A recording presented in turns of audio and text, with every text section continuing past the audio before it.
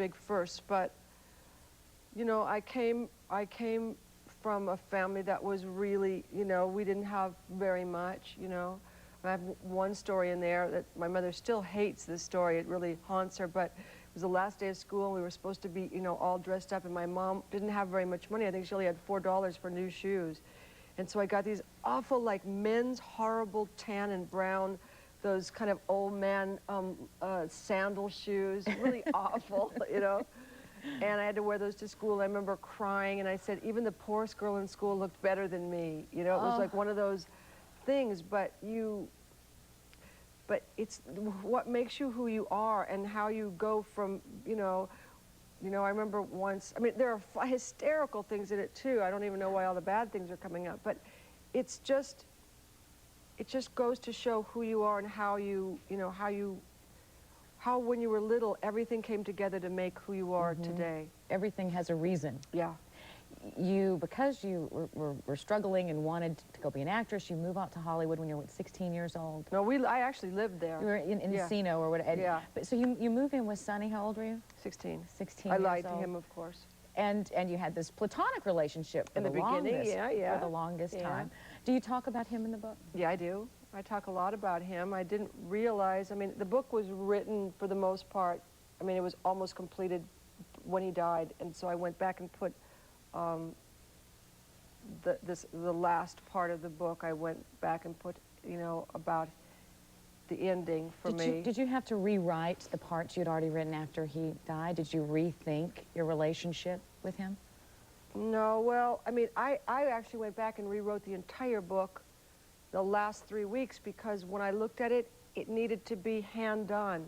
I had talked to this man, but it needed to be hand done. Something about when your mind sends a message to your hand, and so it really sounded like me, because it didn't sound enough like me. So I was just gonna, you know, polish it, but I'm not very good at that. I just went and ripped it apart and did the whole thing. But no, you know, our relationship was what it was. It was rocky, it was rough, it was fabulous, but it was what it was. There's just, you know, at some point I will go into it in detail, but it's not now. Your daughter wrote a book and was here recently talking about it, Chastity, and she was very honest about her relationship with you, and as she went through the coming out process, the struggles, the rocky patch in your relationship. Yeah, but when you first read it, what'd you think?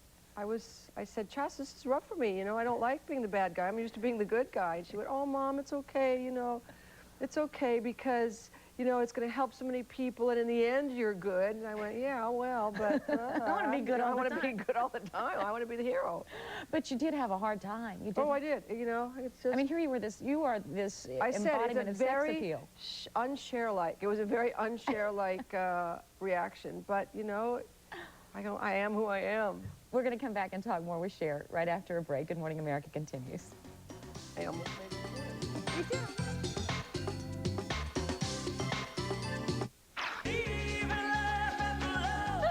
I was telling Cher, I was seeing Luciano Pavarotti doing this La Boheme thing the other day at this gal anniversary concert, and my girlfriend and I kept going, she's golfing so much, the character in Moonstruck. We were talking to the break about the allergies and the sinuses. A few years ago, you disappeared because of chronic fatigue syndrome. Right. Epstein-Barr is what I actually had, and then it was just a mess. I mean, it just was a horrible mess. I was sick constantly. I was sick once a month. Like, I'd get 3 or 4 weeks, and then I'd be sick. And then finally, I got pneumonia, and I went to see this specialist, and he was a regular doctor, but he was also homeopathic and natural medicine. And that's really how I got over it, you know, because everyone said, you know, it's in your mind, we don't know if we believe in it, we don't know what it is, we don't know how to treat it. It's a virus, you know, go, get out of here, have a good life. And it's really, you found the answer. Yeah, Dr. Kalsa. Yeah, he just, like, I don't go any place now without my echinacea golden seal and my ossococcycillium or whatever those little beads are that you get at the thing. You look fabulous, and you say you feel great. You're 52 now? Yeah. And you say you hate the 50s. Well, I think, no, the 50s sucked is what I actually said.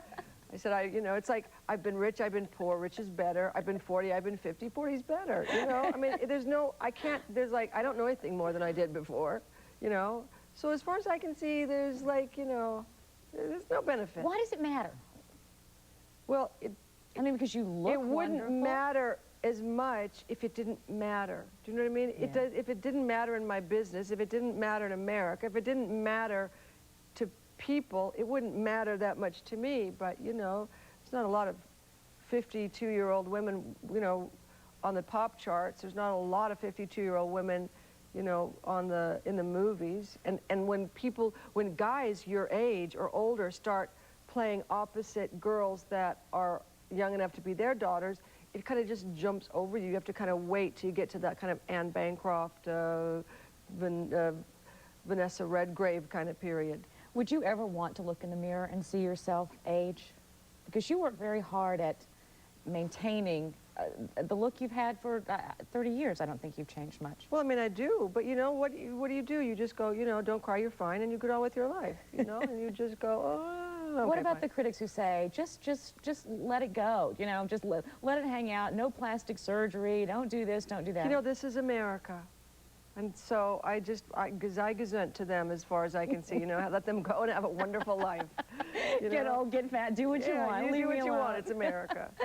Yeah, plastic surgery. Do it early, do it often. That's my motto. You know, whatever you feel like doing, this is America. We got to all do what we want to do.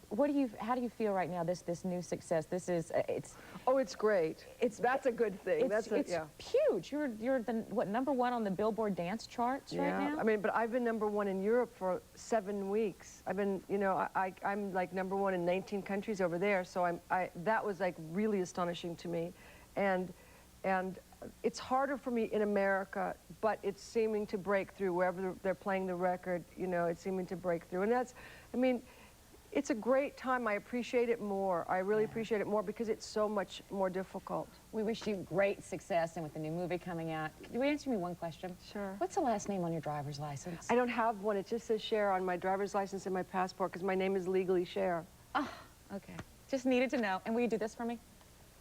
I love that. Cher, thanks so much. You're welcome. Next, we'll be back with Cindy Crawford after this. Thank you.